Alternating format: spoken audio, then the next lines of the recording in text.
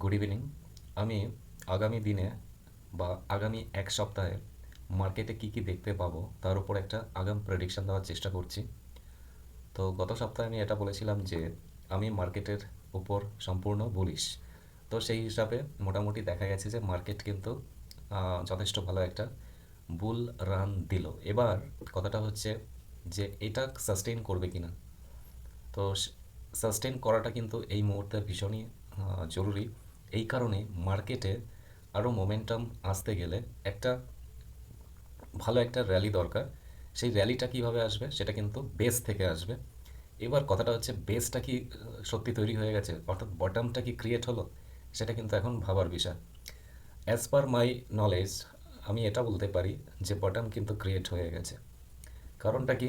কারণটা এই সম্পর্কে অনেকটাই ডিটেল বলতে হবে, আমি সেই কারণ সম্পর্কে খুব বেশি যাচ্ছি না, কিন্তু আমার যেটা মনে হচ্ছে বা আমার টেকনিক্যাল অ্যানালাইসিস থেকে আমি যেটা বুঝতে পারছি, বটম কিন্তু ক্রিয়েট হয়ে গেছে এবং ক্লিয়ার দেখা যাচ্ছে যে পরপর দুটো উইকলি ক্যান্ডেল বুলিশ, অর্থাৎ যথেষ্ট ভালো দুটো কিং সাইজ ক্যান্ডেল কিন্তু ক্রিয়েট হয়েছে, অর্থাৎ যথেষ্ট স্ট্রেংথ কিন্তু মার্কেটে দেখা গেছে।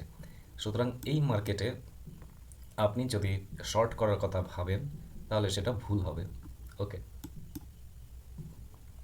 বর্তমানে নিফটি 23,872 অবধি রান দিয়েছে। তো এই জায়গাতে কি হতে পারে? এই জায়গাতে কিন্তু একটা স্ট্রং রেজিস্ট্যান্স আছে। ওকে, এই স্ট্রং রেজিস্ট্যান্স ফেস করা মানেই হচ্ছে সে কোথাও না কোথাও একটা স্ট্রং সাপোর্ট ক্রিয়েট করে এসেছে। ক্লিয়ার? তো সেই স্ট্রং সাপোর্টটা কোথায়? আমরা যেটা দেখতে পেয়েছি এই ক্যান্ডেলের লোতে, অর্থাৎ 21,743, এই পয়েন্টে কিন্তু একটা স্ট্রং সাপোর্ট ক্রিয়েট করলো। অর্থাৎ মার্কেট যদি কোনো ওভারনাইট ব্যাড নিউজের কারণে ফল করে তাহলে কিন্তু এই জায়গাটা অবধি ম্যাক্সিমাম আসার সম্ভাবনা আছে, এর নিচে কিন্তু যাবে না কোনোভাবে। ওকে, তো আমরা কিন্তু তার মানে এটাকে বটম হিসাবে ধরে রাখতে পারি, অর্থাৎ এর নিচে গেলে মার্কেটে কিন্তু যথেষ্ট বড় ফল তৈরি হবে। এবার দেখা যাচ্ছে মার্কেট বা নিফটি 50 23,850 এই লেভেলটাকে কিন্তু তিনবার টেস্ট করলো। আমরা কোথায় কোথায় দেখতে পাচ্ছি? এখানে একবার দেখতে পেলাম, এটা ফেব্রুয়ারি মাসে একবার টেস্ট হলো। এটা দেখতে পাচ্ছি মার্চ মাসে একবার টেস্ট হলো এবং গত সপ্তাহে একবার টেস্ট হলো। তিনটে পরপর টেস্ট হওয়ার পর এইবার কি হতে পারে? এই যে রেজিস্ট্যান্স লেভেলটা, এটা ব্রেক করার সম্ভাবনা কিন্তু অনেকটা ইনক্রিজ করলো। ওকে, তো আরও একটা বিষয় এখানে দেখার আছে। আমরা কিন্তু দেখতে পাচ্ছি একটা ডাব্লিউ প্যাটার্ন কিন্তু ক্রিয়েট হয়েছে। যদি এটা ব্রেক করে তাহলে আমরা কি এক্সপেক্ট করব? আমরা এক্সপেক্ট করব অ্যাটলিস্ট 24,900 এই লেভেলটাকে কিন্তু আমরা এক্সপেক্ট করব। আমি আরেকবার দেখাচ্ছি, এটা হচ্ছে ডাব্লিউ প্যাটার্নের রেজিস্ট্যান্স। এটাকে যদি ব্রেক করে তাহলে 1:1, যেটা এই মুহূর্তে অল টাইম হাইয়ের কাছাকাছি, কিন্তু সেটা যাওয়ার আগে অন্তত এই লেভেলটাকে একবার রেজিস্ট্যান্স ফেস করবে। তার আগে যদিও আরও রেজিস্ট্যান্স আছে, যেখানে আমরা দেখতে পাচ্ছি 24,250 এই লেভেলটাতে একটা রেজিস্ট্যান্স আছে, 24,800-তে একটা রেজিস্ট্যান্স আছে, তারপরে কিন্তু আর কোনো সেরকম রেজিস্ট্যান্স নেই। তো এটা কি সম্ভব যে এরকম পুরো 90 ডিগ্রি অ্যাঙ্গেলে উপরের দিকে যাবে? এটা সম্ভব না। তার আগে রেজিস্ট্যান্স ফেস করবে, প্রিভিয়াস সাপোর্টকে রিটেস্ট করবে, তারপরে কিন্তু আপসাইড মুভ করবে।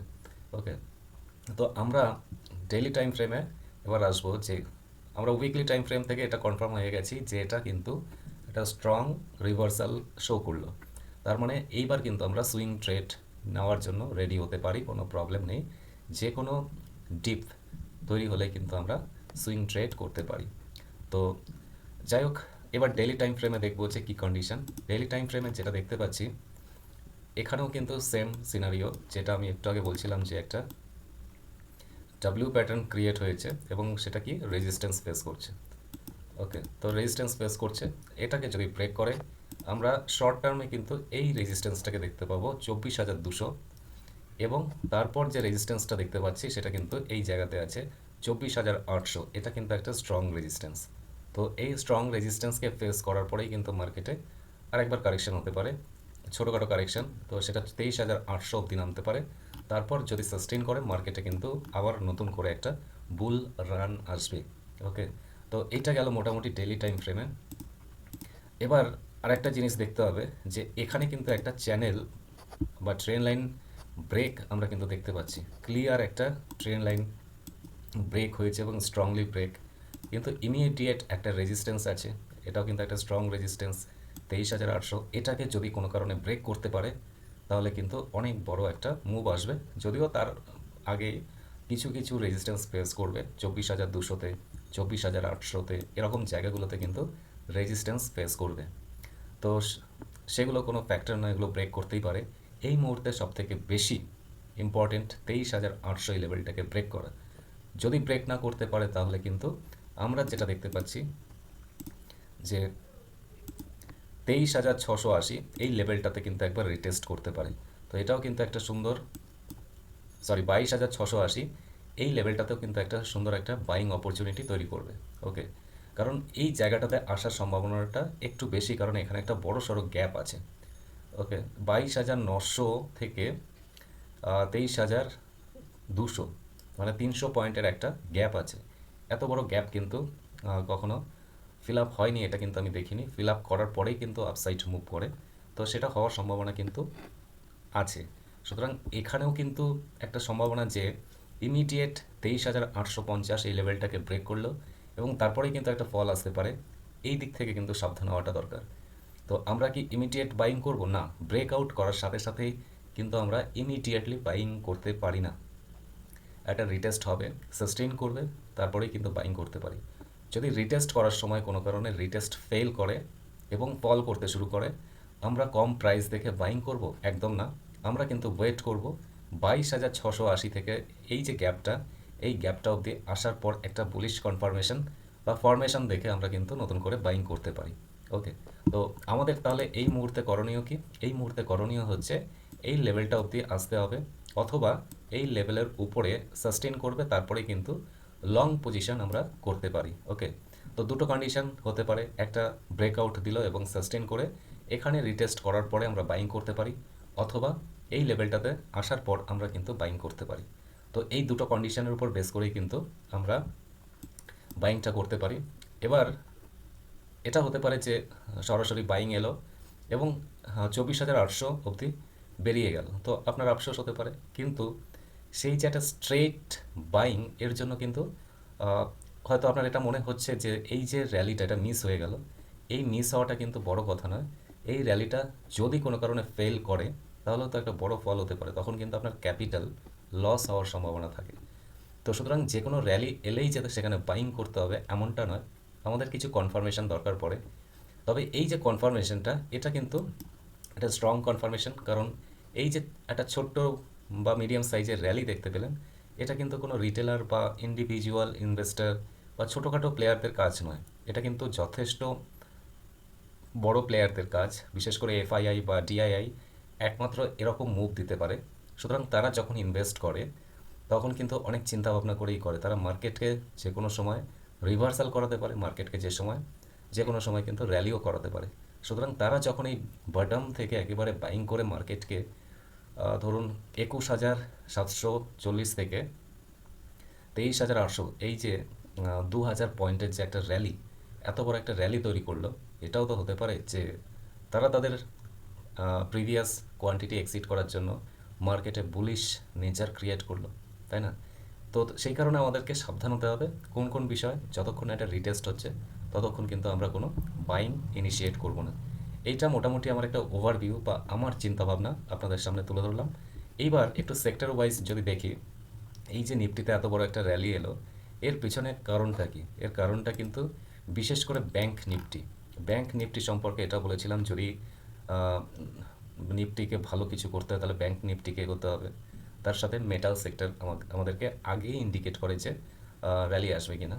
তো যাই হোক, ব্যাংক নিফটিতে আমরা যেটা দেখতে পাচ্ছি, ব্যাংক নিফটি কিন্তু অল টাইম হাইয়ের কাছাকাছি। ওকে, তো এইটাকে যদি ব্রেক করতে পারে ব্যাংক নিফটি কিন্তু যথেষ্ট ভালো মুভ দিতে পারে। কতটা মুভ দিতে পারে সেটা আমি একটু বলি। ব্যাংক নিফটির ক্ষেত্রে আমরা যেটা দেখতে পাচ্ছি, যদি ব্রেকআউট করে তাহলে কিন্তু ব্যাংক নিফটি যথেষ্ট ভালো মুভ দেবে, এবং সেটা 1:1 যদি আমরা টার্গেট করি তাহলে আমরা দেখতে পাচ্ছি যে 61,246 অবধি কিন্তু যেতে পারে।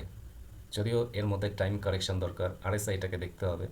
সরাসরি এইভাবে কিন্তু আপসাইড মুভ করবে না, এটাকে ব্রেকআউট করার পর রিটেস্ট করবে, বা রিটেস্ট করার সময় দেখা গেল যে ইচ্ছাকৃত ওটাকে রিটেস্টটাকে ফেল করিয়ে এই লেভেলটা অবধি নিয়ে আসবে, তারপর আবার নতুন করে 52,000 এই লেভেলটাতে নিয়ে আসবে এবং নতুন করে একটা বাইং ইনিশিয়েট করবে।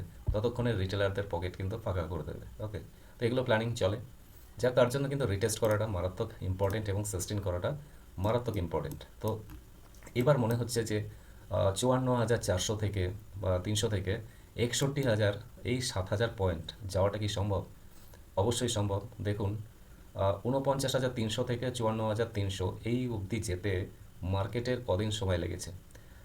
7 দিনের মধ্যে কিন্তু এত বড় একটা 5,000 পয়েন্টের একটা র্যালি দিয়েছে, যেটা আনএক্সপেক্টেড, তাই না? তো সুতরাং ব্যাংক নিফটি এই মুহূর্তে যথেষ্ট বুলিশ, এবং প্রত্যেকের কিন্তু নজর থাকবে এই ব্যাংক নিফটি সেক্টরটার উপরে। ওকে, ব্যাংকিং সেক্টর বিশেষ করে এর উপরে কিন্তু নজরটা থাকবে। এই ব্যাংক নিফটি যদি ব্রেকআউট দেয়, নিফটিতে ব্রেকআউট আসার সম্ভাবনা কিন্তু সব থেকে বেশি, এবং সেক্ষেত্রে সাস্টেইন করাটাও কিন্তু ইম্পর্টেন্ট। এবার বাকি আর একটা সেক্টর আমি বলছি, অটো সেক্টরটাও কিন্তু এই মুহূর্তে বটম ক্রিয়েট করে আপসাইড মুভ করার চেষ্টা করছে। এখানে একটা রেজিস্ট্যান্স ছিল, সেটাকেও ফেস করলো, রিটেস্ট করার পর ব্রেকআউট। এইবার কিন্তু অটো সেক্টরে একটা মুভ আসা উচিত, এবং যে এই লেভেলটা আছে 22,000, এই লেভেলটাকে কিন্তু ইমিডিয়েট টেস্ট করা উচিত। তারপরে কিন্তু ব্যাংক নিফটিতে দেখুন, যারা বিগ প্লেয়ার হয় তারা নিফটিকে কীভাবে ম্যানেজ করে। এখানে একটা দারুণ একটা ক্যালকুলেশন চলে, যেটা আপনার আমার চিন্তা ভাবনার বাইরে। নিফটিকে ম্যানেজ কিভাবে করে দেখুন, নিফটি এখন ব্রেকআউটের কাছাকাছি, ব্যাংক নিফটি ব্রেকআউটের কাছাকাছি। তার মানে কি? তার মানে হচ্ছে ব্যাংক নিফটি কিন্তু যে কোনো সময় ব্রেকআউট দিতে পারে, তাতে কি হবে? নিফটি তো ব্রেকআউট আসবে। ওকে, এবার ব্যাংক নিফটিতে দেখুন, যারা এখানে লং পজিশন নিয়েছিল তারা তো প্রফিট বুকিং করবে। তার মানে কি হবে? এখানে কিন্তু একটা ব্রেকআউট করার পরে একটা ছোটোখাটো কারেকশান আসবে। তখন কি হবে? তখন এই যে সেক্টরগুলো আছে না, এই যে ধরুন অটো ইন্ডেক্স, অটো সেক্টর, এটাকে তখন রান করাবে যাতে নিফটি বেশি ফল না করে। ওকে, নিফটি যদি বেশি ফল করে যায় তখন মানুষের বা রিটেলারদের কিন্তু ইন্টারেস্টটা কমে যাবে। তো সুতরাং ক্যালকুলেশনটা কী হবে? ব্যাংক নিফটিতে প্রফিট বুকিং করবে, অটো সেক্টর বা অটো ইন্ডেক্সে তখন তারা ইনভেস্ট করতে শুরু করবে। তাতে কি হলো? ব্যাংক নিফটি যতটা ফল করবে, অটো সেক্টর তার থেকে বেশি রান করবে। ওকে, যেহেতু অটো সেক্টরের কন্ট্রিবিউশনটা নিফটিতে খুব বেশি নেই, ব্যাংক নিফটি যতটা আছে তার তুলনায় কিন্তু অনেকটা কম, তাহলে কি হতে পারে? তাহলে কিন্তু অটো সেক্টরে বেশি মুভ আসার সম্ভাবনা আছে। বোঝা গেল? এইভাবে কিন্তু তারা নিফটিকে ম্যানেজ করে, যাতে নিফটিতে বড়সড় ফল না আসে, অথচ বাকি জায়গাগুলো থেকে তারা কিন্তু প্রফিট বুকিং করবে। এইভাবে কিন্তু তারা ম্যানেজ করে। এবার আরেকটা সেক্টর আমি দেখি, আইটি ইন্ডেক্স। আইটি ইন্ডেক্সটা এখনও কিন্তু উইক, এই ইন্ডেক্সকেও কিন্তু রান করাবে, যেটা এই লেভেল অবধি আমরা দেখতে পাচ্ছি 34,800, এই লেভেলটা কিন্তু টেস্ট করাবে খুব তাড়াতাড়ি। যেহেতু একটা ভালো বুলিশ ক্যান্ডেল তৈরি হয়েছে, বোঝাই যাচ্ছে তারা পজিশন নিয়েছে, সুতরাং এখানেও কিন্তু একটা রান আসবে। রান আসার পরে তারপরে এটাকে ফল করাবে বা এখানে প্রফিট বুকিং করাবে। তখন দেখবেন আবার ব্যাংক নিফটিতে একটা বাইং আসতে শুরু হয়েছে, তার আগে ব্যাংক নিফটিতে প্রফিট বুকিং করলো। তো এইভাবে কিন্তু ওভারঅল মার্কেটটা চলে। ওকে, এখানে আমরা কি দেখতে পাচ্ছি? Metal index. মেটাল ইন্ডেক্সের মধ্যে কি একটা বড় সড়ো ফল, তারপর গ্যাপ ডাউন, তারপর কিন্তু পরপর রেজিস্ট্যান্স আছে। এটাকে ব্রেক করা এই মুহূর্তে মেটাল সেক্টরের পক্ষেও কিন্তু সম্ভব নয়। তো মেটাল সেক্টর কিন্তু এই মুহূর্তে আমার কাছে একটু উইক মনে হচ্ছে, এই সেক্টর থেকে দূরে থাকাটাই বেটার মনে হয়। তবে প্রত্যেকটা জায়গাতেই কিন্তু একটা বাইং এসেছে। ফার্মাতেও একই রকমভাবে আমরা দেখতে পাচ্ছি একটা বুলিশ সাইন দেখা যাচ্ছে, এবং ইমিডিয়েট যে রেজিস্ট্যান্স 21,800, এইটাকেও কিন্তু আমরা দেখতে পাবো। এর উপরে গেলে কিন্তু ফার্মা সেক্টর যথেষ্ট বুলিশ দেখাবে। ওকে, তো ওভারঅল এই গেল পুরো মার্কেটের একটা সিনারিও। অন্যান্য অয়েল সেক্টর আছে, এগুলো দেখাটাও ইম্পর্টেন্ট, প্রত্যেকটা সেক্টরই ইম্পর্টেন্ট। তো আমি শুধুমাত্র কয়েকটা সেক্টরের উপর বেস করে মোটামুটি একটা ওভারভিউ দেওয়ার চেষ্টা করলাম। আশা করি আপনাদের কাজে লাগবে। ওকে, থ্যাংক ইউ।